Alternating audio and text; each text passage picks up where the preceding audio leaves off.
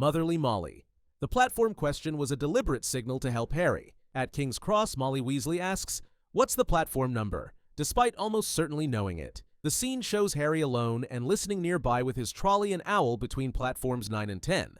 The theory holds that Molly spoke the question loudly on purpose so the lost first year would feel safe approaching and could follow the Weasleys to the barrier for platform 9 3/4. This interpretation rests on Molly's experience. She had already sent multiple children to Hogwarts and attended the school herself, so she would not genuinely need reminding of the platform. That context makes the out-loud question best read as a gentle prompt aimed at Harry rather than a lapse in memory. The moment also functions as the story's first clear instance of Molly taking on a guardian role for Harry. By signaling help in a way that didn't single him out, she established a pattern of protective, practical care that continues throughout the series. This is why the theory is commonly placed among the lightest. It attributes kind intent without altering canon events. But these theories are only going to get darker as the video goes on. Professor R.J. Lupin. The suitcase label as a gift from James Potter. When Harry first meets Remus Lupin on the Hogwarts Express in Prisoner of Azkaban, the narration notes Lupin's battered briefcase tied up with string. On its corner are peeling letters that read, "Professor R.J. Lupin." The curious part is that Lupin had only just been hired as a professor that same year, making it odd that the case already bore a long-worn label of his title. The theory explains this by connecting Lupin's close friendship with James Potter. Lupin, as a werewolf, had long struggled with stigma and unemployment. James is known to have supported him financially and emotionally during their youth. According to the theory, James may have commissioned or gifted the suitcase as an expression of hope, stamping it with Lupin's desired profession of professor well before it became reality. This interpretation adds symbolic weight. The worn label represents years of holding on to that dream through hardship with the faith of a loyal friend sustaining it. When Lupin finally carried the case as a real Hogwarts teacher, the prophecy-like gift fulfilled its purpose. This is another relatively happy fan theory, focusing on friendship, encouragement, and the triumph of eventual recognition. Moody's motive. The Order of the Phoenix photo as a warning. In Order of the Phoenix, Alastor Mad-Eye Moody shows Harry a photograph of the original Order of the Phoenix at Grimmauld Place. On the surface, it appears to be a casual act, sharing a picture Harry might find interesting. But the theory suggests Moody's true intent was more serious. He wanted Harry to grasp the reality of war and its casualties. Moody reinforces this point by not just showing the faces, but by describing their fates, how many died at the hands of Voldemort and his Death Eaters, or were tortured into madness. For Harry, the sudden exposure to smiling figures doomed to horrific ends was disturbing. The effect may have been intentional. Moody recognized Harry's eagerness to join the fight and sought to temper it with a sobering reminder of the costs. The passage highlights Harry's shaken response. He could not understand why it hit him so hard, yet the horror of those faces doomed forever made an impression.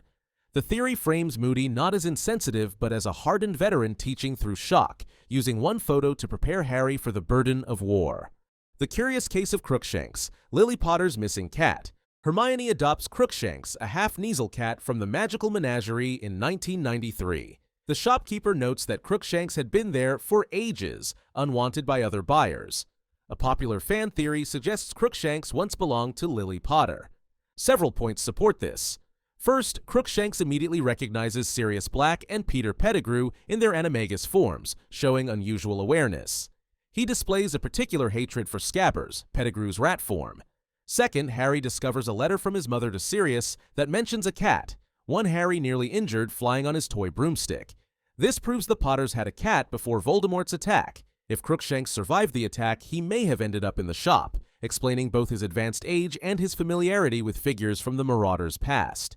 This would make Crookshanks not just Hermione's pet, but one of Harry's last living connections to his parents. New Traveler, Aragog as a gift from Newt Scamander. In Chamber of Secrets, Hagrid's Acromantula Aragog tells Harry and Ron that he was given to Hagrid as an egg by a traveler. The theory proposes that this traveler was Newt Scamander, the famed magizoologist and author of Fantastic Beasts and Where to Find Them. The reasoning is tied to timelines. Hagrid was at Hogwarts in the 1940s, the same period when Newt is known to have returned to the school after his extensive travels. Newt would have collected many rare creatures during his journeys, and giving one to a young boy with an affinity for magical animals would fit his character. Another layer suggests Newt may have been preparing for his role in helping Dumbledore confront Grindelwald. Offloading Aragog to Hagrid could have been a way to ensure the spider was cared for, while Newt focused on greater dangers. In this reading, Aragog's presence at Hogwarts becomes part of a much larger chain of connections between generations of wizards. Umbridge's unyielding ugliness, centaur trauma fueling her hatred. Dolores Umbridge is one of the most universally despised figures in the series. While already prejudiced and cruel, one theory argues that her encounter with the centaurs in the Forbidden Forest was the turning point that escalated her malice, particularly toward Muggleborns. In Order of the Phoenix, Hermione lures Umbridge into the forest, where the centaurs capture her. Though details are left vague, the implication is that she was traumatized by the experience. The theory holds that afterwards her hatred deepened, not only of magical creatures but also of Hermione, a Muggleborn who tricked her into the trap. Evidence comes in Deathly Hallows, where Umbridge, now head of the Muggleborn Registration Commission, shows extreme zeal in persecuting Muggleborns. Some attribute this to the Horcrux locket she wore, which amplified cruelty. But others argue that the forest ordeal solidified her personal vendetta, giving her a lasting fixation on punishing those she associated with her humiliation. Up to this point, the theories have been playful or heartwarming, small reinterpretations that add depth without altering the story's tone. But the world of fan theories doesn't stop there. Beyond the comforting explanations and sweet connections lie much darker speculations, interpretations that reframe events in unsettling ways. From here onward, the theories grow heavier, moving from troubling possibilities to the bleakest reimaginings of the wizarding world. Voldemort possessed a fetus. In Goblet of Fire, Voldemort exists in a twisted, rudimentary body that Peter Pettigrew carries and later places in the cauldron for the rebirth ritual. The theory proposes that this form was not created by magic alone, but was instead a fetus taken from Bertha Jorkins after Pettigrew murdered her. The background is that Bertha, a Ministry employee, was lured into the Albanian woods by Pettigrew and killed. Her death allowed Voldemort to make Nagini a Horcrux. According to the theory, Bertha was also pregnant at the time. Pettigrew removed the unborn child, which Voldemort then possessed. The horrific implication is that the small creature we see in the cauldron is the fetus, animated and controlled by Voldemort. This would explain both the grotesque, baby-like appearance of Voldemort's body and J.K. Rowling's admission that the draft of this part of the story was disturbing enough to make her editor sick. It represents one of the darkest interpretations of Voldemort's return, rooted not just in death, but in the desecration of a child's life. Harry's grandparents were murdered. James and Lily Potter were only 21 when Voldemort killed them, which means Harry should have still had living grandparents. Wizards and witches often live far longer than Muggles, so it is unusual that Harry had none. The official explanation is that Lily's Muggle parents died normal deaths between 1971 and 1981, but the timing raises questions. The theory argues that Lily's parents may have been targeted by Death Eaters. Lily was a well-known member of the Order of the Phoenix and had already defied Voldemort 3 times.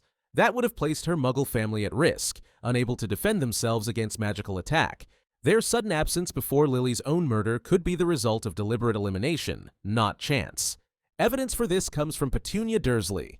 In a deleted scene from Deathly Hallows, Harry warns her that Death Eaters will torture her for information, and she responds, "You think I don't know what they're capable of?" This line suggests she may already have seen firsthand what Death Eaters did to her parents. If true, Harry's missing grandparents were victims of Voldemort's war, erased quietly from the family history. Ginny's love potion. Harry's relationship with Ginny Weasley develops rapidly. For much of the series, she is in the background, while Harry shows more interest in Cho Chang or even a waitress in Half-Blood Prince. Then, suddenly, Harry falls deeply for Ginny, and by the end, they are married with children. The theory questions this abrupt shift, suggesting that Ginny may have used a love potion on Harry. The reasoning is based on the Weasley family's familiarity with love potions. Molly admitted to using them in her youth. Fred and George manufactured and sold them at Weasley's Wizard Wheezes.